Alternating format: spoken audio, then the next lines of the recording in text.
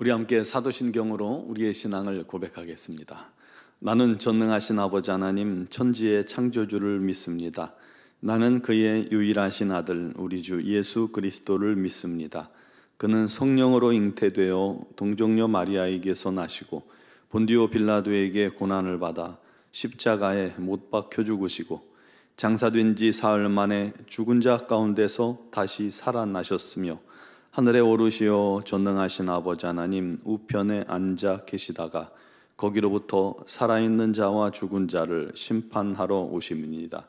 나는 성령을 믿으며 거룩한 공교회와 성도의 교제와 죄를 용서받는 것과 몸의 부활과 영생을 믿습니다. 아멘. 찬송가 204장 찬양 드리겠습니다.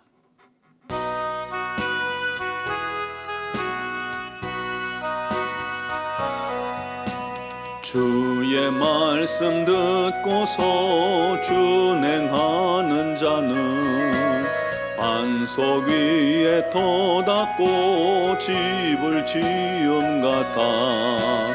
비가 오고 물나며 바람 부딪혀도 반석 위에 세운 집 무너지지 않네. 잘 짓고 잘 짓세 우리 집 잘 짓세. 만세 반석 위에다 우리 집 잘 짓세.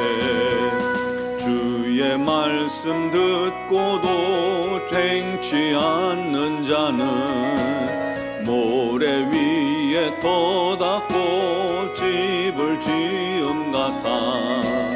비가 오고 물나며 바람 부딪힐 때 모래 위에 세운 집 크게 무너지네. 잘 짓고 잘 짓세 우리 집 잘 짓세. 만세 반석 위에다 우리 집 잘 짓세. 세상 모든 사람들 집을 짓는 자니 반석 위가 아니면 모래 위에 짓네.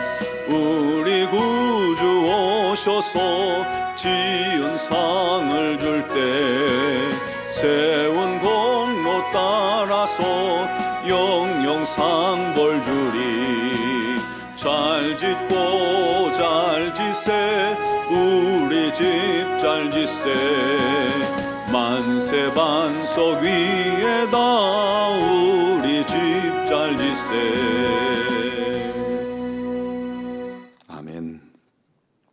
오늘 말씀은 마가복음 11장 12절로 14절 말씀입니다. 마가복음 11장 12절로 14절을 봉독하겠습니다. 이튿날 그들이 베다니에서 나왔을 때에 예수께서 시장하신지라 멀리서 잎사귀 있는 한 무화과 나무를 보시고 혹 그 나무에 무엇이 있을까 하여 가셨더니 가서 보신즉 잎사귀 외에 아무것도 없더라. 이는 무화과의 때가 아님이라. 예수께서 나무에게 말씀하여 이르시되 이제부터 영원토록 사람이 내게서 열매를 따먹지 못하리라 하시니 제자들이 이를 듣더라. 아멘. 호주 시드니에서 40년 동안 복음을 전한 프랭크 제너에 대해서 여러분 들어보셨을 겁니다. 그는 해병으로서 방탕한 삶을 살다가 회심하고 그 모든 삶을 정리하고 예수를 영접한 뒤에 자기에게 주신 그 구원의 은혜가 너무나도 감사해서 하루 10명에게 복음을 전하리라 다짐합니다. 신뢰합니다. 구원 받으셨습니까? 만약 오늘 밤 죽는다면 천국에 갈 수 있습니까? 이 짧은 세 마디로 40년을 한결같이 비가 오나 눈이 오나 복음을 전했습니다. 하지만 그를 통해서 예수를 영접한 사람이 없는 거예요. 그게 쉬운 일은 아니죠. 훗날 죽음이 가까워짐을 느낄 때 열매 없는 자신의 인생, 그동안의 삶을 걱정하고 있었습니다. 그런데 한 목사님이 그를 찾아와서 놀라운 이야기를 전해 준 것입니다. 이 목사님이 이제 가는 곳마다 호주 한 길에서 노인에게 전도받고 예수 믿게 됐다는 목회자, 선교사들이 너무나도 많은 거예요. 근데 그들이 증거하는 그 노인이 한 사람이었던 것이죠. 그래서 이 목사님이 가는 곳마다 그런 질문을 했고 또 거기에 대해서 반응이 있었고 그렇게 확인된 인원만 14만 6천 명이 되었다는 것입니다. 엄청난 열매를 맺은 것이죠. 이 할아버지 프랭크 제너 한 분만 모르고 있었던 거예요. 이 놀라운 이야기를 이게 전해줘야겠다는 마음 가지고 이제 프랭크 제너를 찾아간 겁니다. 근데 이제 돌아가시기 얼마 안 남은 그러한 상태였던 거죠.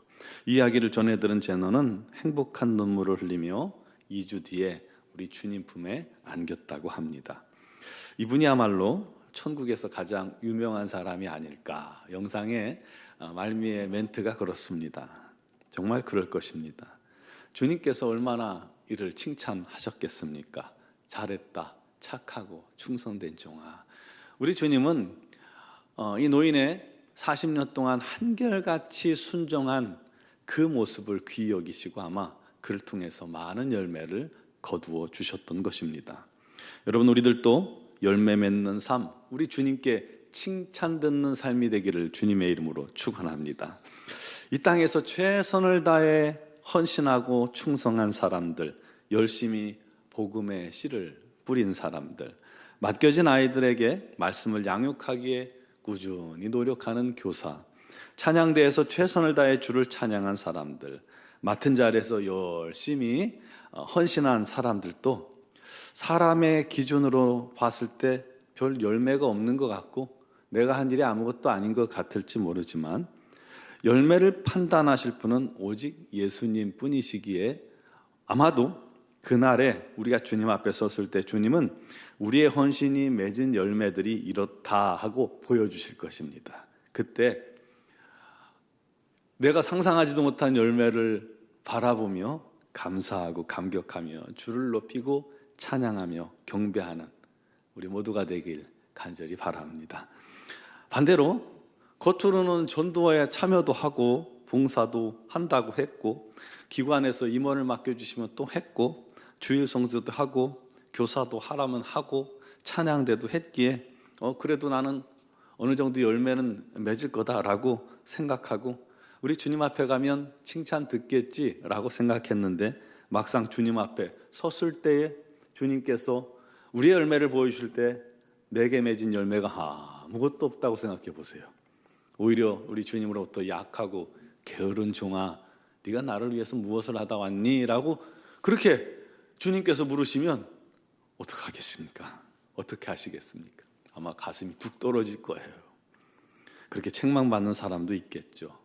외식하는 사람, 교만한 사람, 자기 영광을 누린 사람, 그것으로 나의 칭찬을 구하는 사람, 그런 사람에게는 이미 이 땅에서 열매를 받았기 때문에 아마 천국의 열매가 없을지 모릅니다. 판단은 우리가 아닌 주님의 몫입니다. 오늘 말씀 전날에 우리 주님께서 예루살렘에 입성하여서 성전을 둘러보고 베다니로 돌아오셨죠. 그 주님께서 이제 다음 날 예루살렘으로 가실 때 배가 고프셨습니다. 아마 베다니 사람들이 워낙 가난한 형편의 사람들인지라 또 제자들과 함께 그들에게 갔기 때문에 많은 인원을 어떻게 밥까지 얻어 먹겠어요. 하룻밤 자는 것도 과분한데 그러니까 아이고 밥 생각 없어요 그러면서 일찍 나오셨을 겁니다. 한참 예루살렘으로 가는 길에 배가 고프고 시장했는데 마침 무화과 나무가 있는데요. 무화과 나무가 보이는 거예요. 그 무화과 나무가 잎사귀가 아주 무성하게 자라 있었습니다. 그래서 우리 주님께서 그곳에 열매가 있을까 하고 보셨습니다. 그런데 잎사귀 외에는 아무것도 없는 거예요. 오늘 성경에 뭐라고 말하냐면 이는 무화과의 때가 아니었다라고 말씀합니다. 그런데 주님께서 신기한 일을 하세요. 그 나무를 저주하셨습니다.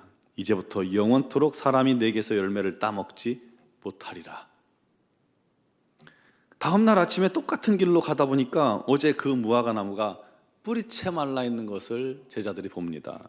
그걸 보고 베드로가 우리 주님께 말했죠. 선생님 보소서, 저주하신 무화과 나무가 말랐나이다. 여러분, 이상하지 않습니까? 무화과 때도 아니라고 성경에 기록하고 있는데 왜 주님은 때도 아닌 나무에 가서 열매를 찾으셨고 열매가 없다고 나무를 저주하셨을까요? 사실은 그 무화과의 때가 진짜 아름답고 풍성한 열매 맺는 때가 아님을 말하는 겁니다. 무화과는 원래 3월부터 10월까지 열매를 맺습니다. 파게라고 들어보셨죠? 파게라고 하는 무화과 첫 열매를 파게라고 부릅니다. 그 첫 열매가 6월절을 앞두고 열매를 맺는 것입니다. 잎이 나기 전에 이제 겨울철에 이렇게 메말랐던 것이 잎이 다시 돋기 전에 열매가 조그맣게 먼저 생기는 겁니다. 그때가 이제 6월절인데 딱 우리 주님께서 6월절 전에 그곳을 지나셨기 때문에 그때가 첫 열매 파게가 맺히는 때였죠. 이 파게는 작고 맛이 없어요. 그래서 가난한 자들이나 배고픈 나그네들이 먹도록 그렇게 허락한 그런 열매입니다. 그 첫 열매가 떨어져야 그 후 맛있고 큰 무화과 열매를 맺을 수 있다는 것입니다. 그러므로 그때가 이제 무화과의 때가 되는 것이죠. 그래서 이 파게는요, 일부러라도 따줘야 한다는 겁니다. 예수님께서 찾으신 그 첫 열매는 바로 파게입니다. 그러니까 이 파게는 잎사귀가 나기 전에 맺히는 열매거든요. 그러니까 잎사귀가 났으면 최소한 파게가 있어야만 하는 겁니다. 그런데 열매는 하나도 없고 잎사귀만 무성한 거예요. 누가 따먹지 않았을까요? 뭐 그럴 수도 있겠지만 우리 주님께서 이 나무를 저주하신 것을 보는 누가 따먹은 것이 아니라 이 나무가 열매를 맺지 못하는 불량한 나무라는 것을 알 수가 있습니다. 그러자 주님께서 제자들을 교훈하시기 위해서 나무를 저주하셨고 그 나무는 곧 뿌리채 말라버린 겁니다. 무슨 교훈을 주시기 위함이었을까요? 열매 없는 신앙인에 대한 경고입니다. 여러분, 열매가 없다는 것은 믿음이 없다는 말입니다. 믿음이 없기 때문에 순종하지 않는 것이죠. 믿음은 우리 신앙의 뿌리입니다. 우리의 믿음 뿌리가 생명 되신 예수님께로 쫙 깊이 뻗쳐 있으면 우리 삶 속에서 우리가 당연히 순종하게 되고 순종할 때 열매를 맺게 됩니다. 내가 열매 맺는 것이 아니라 나를 통해 주님께서 성령의 열매를 맺게 해주시는 것이죠. 그런데 잎은 무성해요. 신앙생활 잘하는 것처럼 보입니다. 신실해 보입니다. 그런데 도무지 찾아도 열매가 없습니다. 주께서 그 사람의 삶을 이리 보고 저리 보고 둘러보도 잎은 무성합니다. 신앙의 겉모습은 풍성한 것 같은데 열매가 없어요. 그렇다면 그는 주님의 책망을 피할 수가 없을 것입니다. 아마 불같은 시험이라도 주실 거예요. 왜냐하면 회개케 하시기 위해서입니다. 회개해야 그가 살 수 있기 때문입니다. 가만 놔두면 평생 열매 없이 살면서도 잘 사는 줄, 옳은 줄 착각할 것 아닙니까? 그래서 달달달 볶아서 결국 두 손 들고 참회하고 변화되도록 만드시는 것임을 기억하시기 바랍니다. 그렇다면 저와 여러분들은 어떤 사람입니까? 혹시 우리도 열매 없는 입만 무성한 신앙의 그런 겉모양만 멀쩡하고 겉모양만 가득한 그런 신앙인 아닙니까? 우리 안에 믿음도 하나도 없고 순종도 안 하고 주의 말씀대로 살지 못하진 않습니까? 순종하는 것 같은데 열매가 없다면 그것은 무엇일까요? 전심을 다해 순종했는데도 열매가 없다면 그것은 우리 눈에 보이지 않을 뿐 주님께서 열매를 맺게 하고 계실 것입니다. 프랭크 제나처럼 말이죠. 여러분, 오늘 말씀을 통해서 우리 자신을 돌아보길 바랍니다. 그리고 우리도 온전히 주의 말씀을 믿고 순종함으로 열매 맺는 신앙인 되게 해달라고 기도합시다. 우리가 열매를 꼭 바라서가 아니라 내가 노력해서 열매를 맺는 것이 아니라 우리가 주님을 바라보며 주님 앞에 기도하며 순종하면 우리를 통해서 주님께서 성령의 열매를 맺어 주시는 것입니다. 그런 풍성한 열매로 우리 주님을 기쁘시게 하는 우리 모든 성도들이 되기를 주님의 이름으로 축원합니다. 기도드리겠습니다. 고마우신 하나님, 사랑하시는 하나님, 그 주님의 놀랍고 크신 사랑을 받은 자로서 진심으로 중심으로 주님께 감사하며 또 감사하며 기꺼이 주의 말씀에 순종하며 주님 뜻대로 행하기를 힘쓰는 자들이 되게 하여 주옵소서. 우리 하나님의 놀라운 은혜 앞에 우리가 날마다 감사하며 감격하며 주의 말씀대로 살기 위해 순종할 때에 우리 하나님께서 우리를 통해서 풍성하고 놀랍고 아름답고 또 맛있는 열매를 맺게 하실 줄 믿습니다. 하나님, 열매 맺는 신앙인들이 되게 하여 주옵소서. 혹시 우리가 입만 무성하고 열매 없는 그런 죽은 자들 같은 그런 모습이 있지는 않습니까? 우리들의 어리석고 미련한 모습들, 주님 외식하는 모습들, 열매 없는 신앙인의 모습들, 그런 것들이 있다면 우리 주님 용서하시고 우리를 고치시고 바꾸시사 진정 열매 맺는 신앙인으로 장성할 수 있도록 또 자라날 수 있도록 은혜 내려 주시옵소서. 오늘 이 새벽에도 주 앞에 나온 사랑하는 성도들 믿음으로 구하는 모든 기도를 주님께서 들으시며 그 기도를 통해서 또한 우리 삶 속에 주의 놀라운 은혜의 열매가 맺혀지게 하소서. 특별히 육신의 질고로 말미암아 어려움 당하는 지체들 우리 하나님께서 오늘도 친히 찾아가 주시고 위로하시고 치유하시고 강건케 하시며 가정의 여러 가지 많은 문제들을 주님께 아뢰을 때에 우리 하나님께서 합력하여 손으로 바꾸어 주옵소서. 우리 논중앙교회가 우리 하나님의 영광이 날마다 나타나며 우리 하나님으로 말미암아 기뻐하며 감사하는 그런 풍성한 열매가 맺혀지기를 원하오니 주께서 역사하시고 도우시고 인도하여 주옵소서. 오늘도 미얀마 양곤 한인중앙교회 위에 우리 하나님의 놀랍고 크신 은혜가 넘치게 해주시고 우리 선교사님들에게 건강과 지혜와 능력을 풍성히 허락하여 주셔서 사명 감당케 하여 주옵소서. 영상을 통해 예배하는 모든 성도들도 주의 이름을 부르며 기도할 때 우리 하나님께서 역사하실 줄 믿사옵고 예수 그리스도의 이름으로 기도드리옵나이다. 아멘.